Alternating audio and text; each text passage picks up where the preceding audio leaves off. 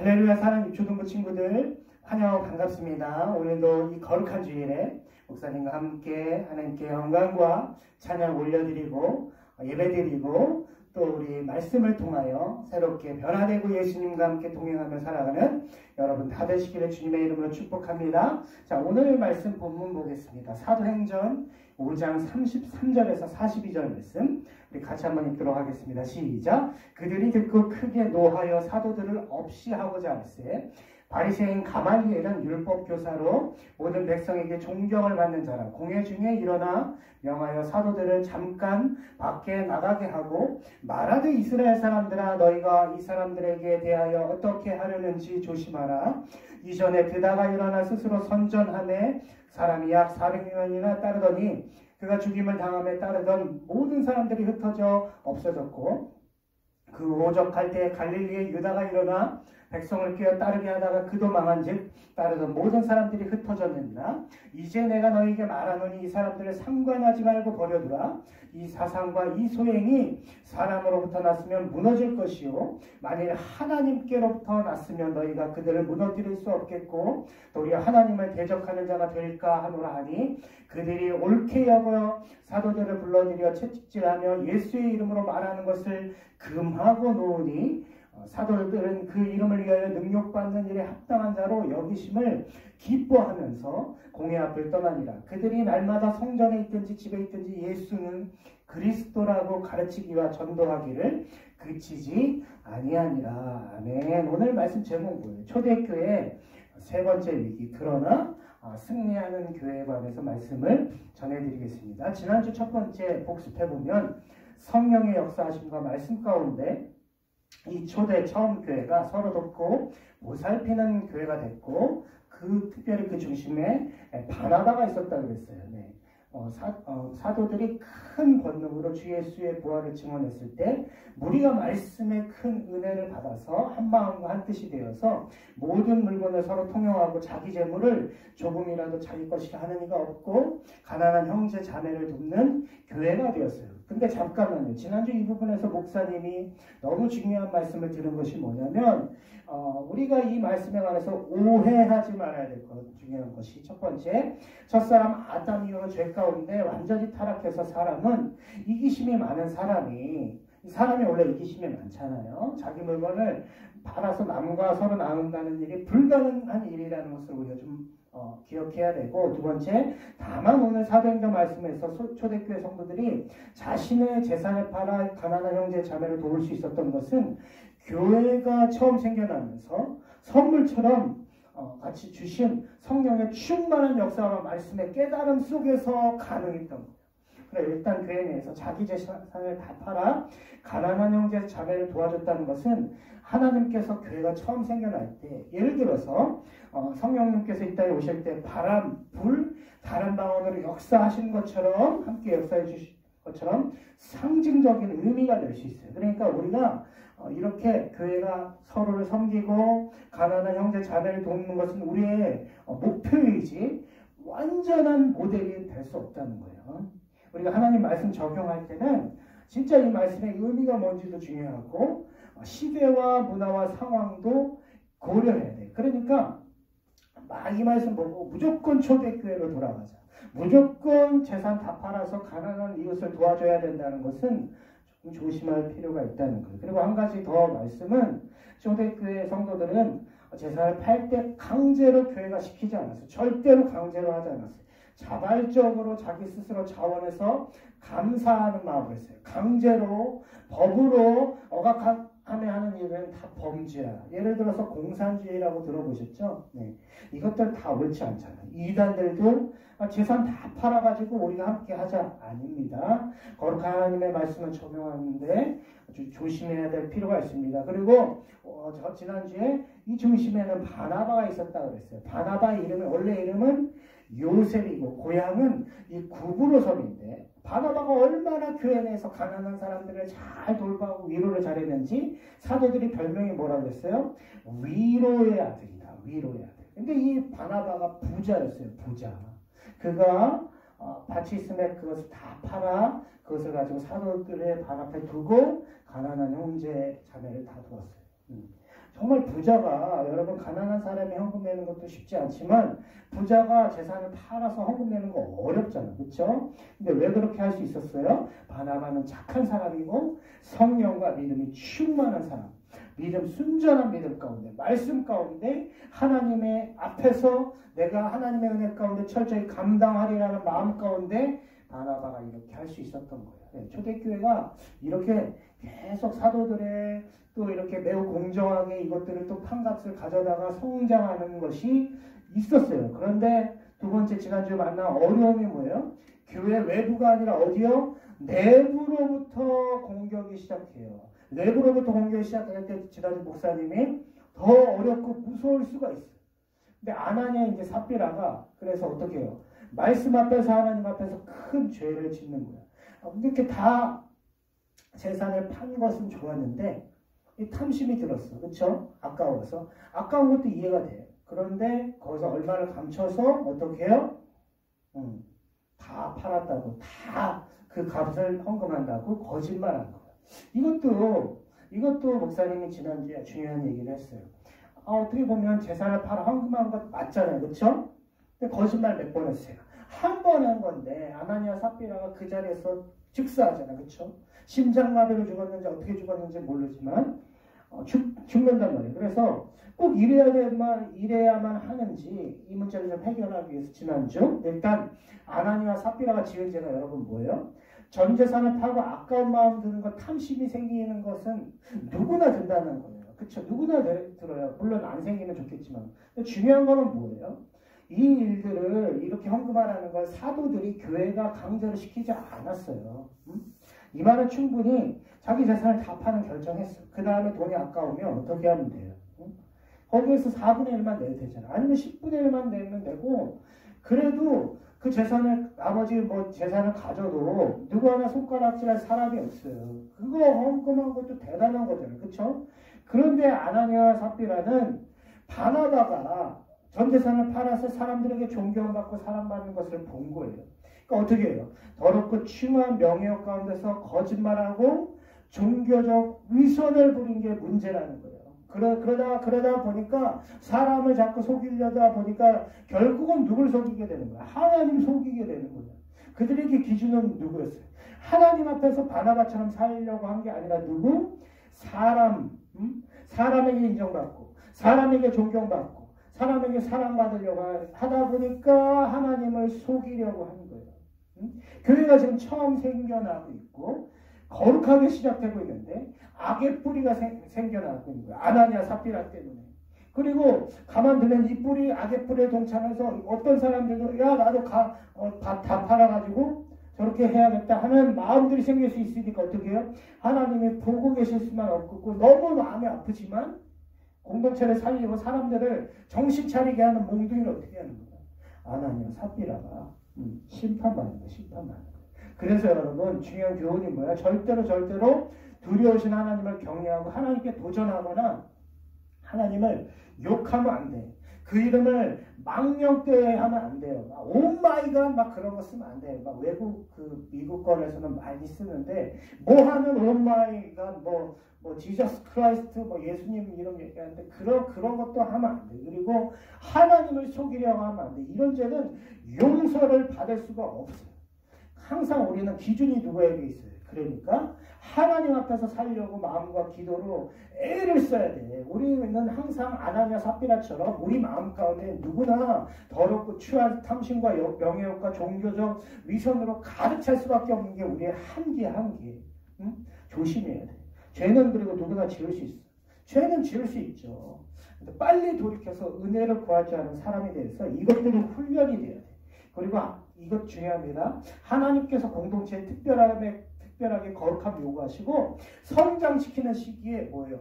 아나니아 삽비라처럼 큰 죄 범하면 안 돼요. 그럼 본보기가 될 수 있어요. 조심해야 됩니다. 아나니아 삽비라 얘기는 단순히 헌금 잘 내라, 엄마 아빠가 준 헌금 훔치면 안 된다 그런 얘기가 아니라 이런 큰 얘기가 담겨 있는 거예요. 그래서 이런 과정들을 통해서 승리하는 교회가 되었고 끊임없이 하나님 말씀 앞에서 몸부림침으로 해서 하나님이 직접 악의 뿌리를 아나니아 삽비라를 해결해 주심으로 피할 길을 주심으로 이제 성장하게 된 다음에 이제 오늘 말씀 첫 번째 같이 한번 읽어봅니다. 시작. 하나님의 은혜와 도우심과 크신 역사 가운데 처음 초대교회가 계속 성장하는 게 계속 12절입니다. 사도들의 손을 통하여 민간의 표적과 기사가 많이 일어나니 사도들을 통해서 강력하게 역사하는 하나님의 능력, 하나님의 복음의 능력이 있었어요. 심지어 병든 사람 메고 거리에 나가 침대와 묘기에 누이고 베드로가 어떻게 지날 때 그의 그림자라도 누구에게 덮일까 말하고 그러면 낫는 거야. 그림자가 예루살렘 부근에 수많은 사람들도 모여 병든 사람과 더러운 귀신에게 괴로움을 받는 사람을 데리고 와서 나음을 입는 육체적인 질병도 막 이런 사람들이 낫고 귀신 들리고 정신적으로 영적인 질병까지 역동적으로 막 치료가 막 일어나는 거예요. 왜 일어났을까요, 여러분? 하나님의 은혜가 역사하고 또 이 사람들이 그때 옥에 갇혔다가 풀리면서 뭐 했어요? 함께 기도했잖아요. 지지난주에 30절 읽어봅니다. 손을 내밀어 병을 낫게 하시옵고 표적과 기사가 거룩한 종 예수 그리스도의 이름으로 이루어지게 하옵소서. 막 기도했잖아. 예수님의 이름으로 하나님 나라가 확장되게 하옵소서. 예수님의 이름으로 기도합니다 하니까 어떻게? 기도한 대로 복음을 전하기 위해서 역사를 일으켜 주셨어요. 그래서 예루살렘 부근에 수많은 사람들이 모였다. 복음이 이제 공간적으로도 확장되는 거고 믿는 사람들이 마음을 같이하여 솔로몬 행각, 여기 솔로몬 행각이라고 했어요. 여기는 안전대회가 일어난 미문이고 이곳에서 많은 설교가 이루어지는데 여기에서 말씀을 어떻게 해요? 14절 중요한 말씀입니다. 믿고 죽기로 나오는 자가 더 많으니 남녀의 큰 무리더라. 진짜 믿는 거야, 진짜. 진짜 이제 말씀을 믿고 나오는 사람이 이제 더 많아지고 진짜 성도가 됐고 말씀의 역사와 믿음의 역사가 있었고 13절 그 나머지는 감히 그들과 상종하는 사람이 없으나 백성이 칭송하더라. 워낙 이 종교 지도자들 대제사장, 제사장, 그 다음에 사두개인, 바리새인들이 크니까 힘이 있으니까 쉽게 예수님 믿는 사람과 어울리지는 못하지만 녹색 뜻이 뭐예요? 백성들이 칭송하는 거야. 교회가 너무 잘하니까. 교회가 너무 믿음이 있으니까. 네? 아주 교회가 성장하는 거예요. 그런데 두 번째 또 다시금 바로 초대교회가 또 위기에 휩싸이는 거예요. 그러니까 성장도 하고 계속 위기가 있는 거예요. 위기, 어려움이 있는 거예요. 첫 번째 위기 뭐예요? 또다시 감옥에 사도들을 가두는 거예요. 17절입니다. 같이 읽겠습니다. 대제사장과 그와 함께 있는 사람 즉 사두개인의 당파가 뭐가 일어났어요? 마음의 시기가 가득해요. 대제사장은 성전에서 모든 예배를 의식을 주관하는 제사장들의 최고 지도자가 대제사장이죠. 사두개인은 저번에도 말씀드렸는데요. 한마디로 뭐냐면 이 땅에 관심이 있어요. 그래서 천사, 뭐 지옥, 천국 그런 거 관심 없어요.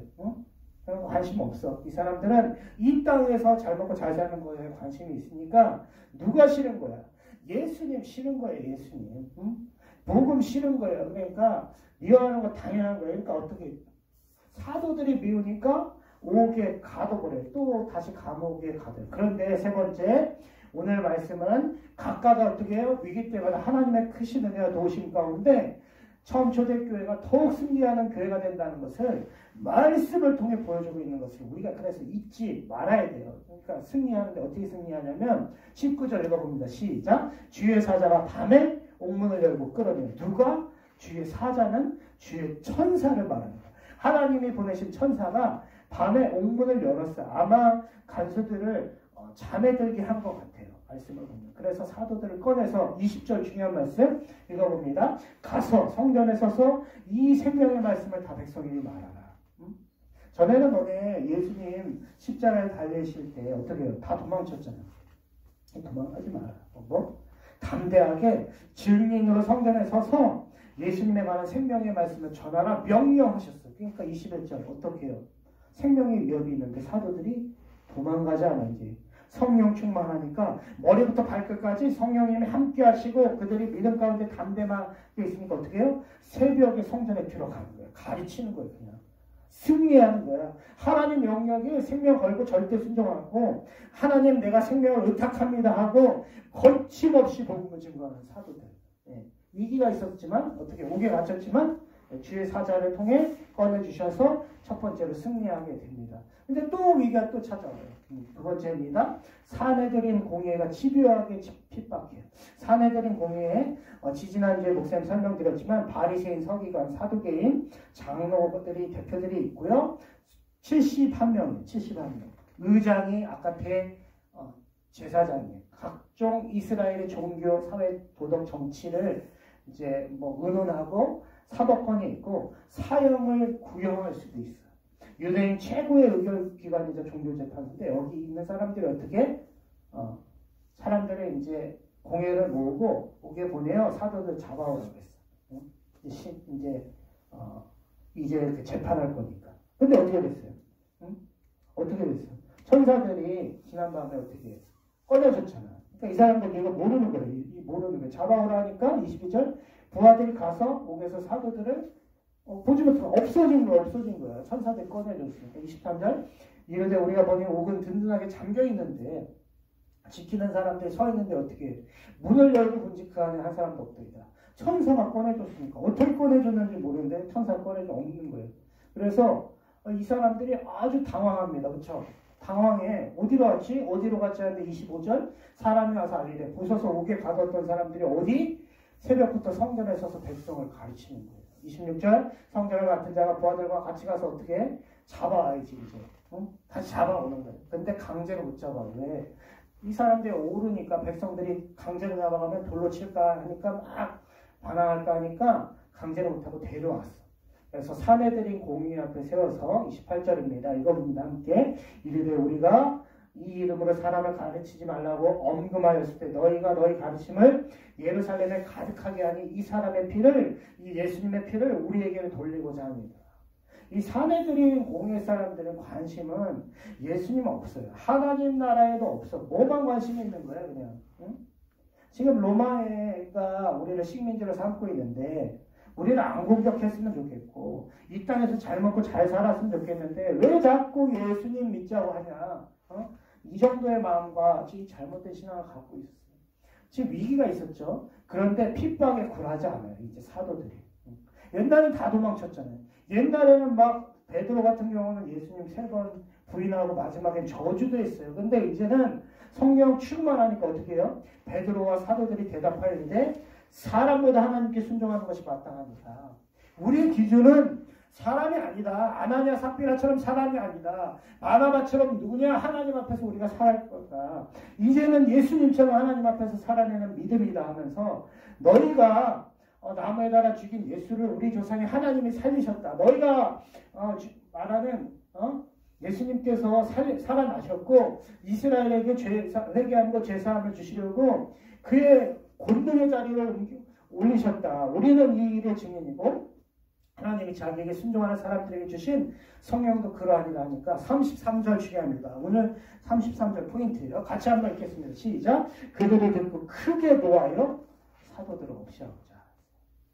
아까 목사님 말씀드렸는데 사내들인 공의에는요. 아무튼 사형을 구형할 수 있어.